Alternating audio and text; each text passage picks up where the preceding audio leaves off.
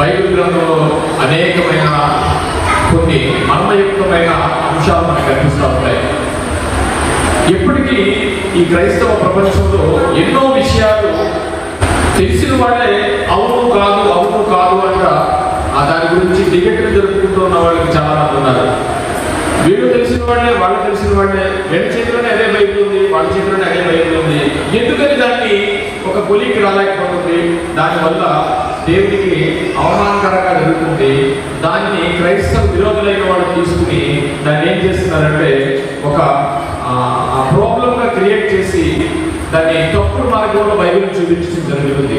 అలాంటి విషయాలు మనం చాలా దేవుని కృపను బట్టి ఇక్కడ చాలా విషయాలు మనం తెలుసుకున్నాం. సో అలాంటిదే ఒక విషయం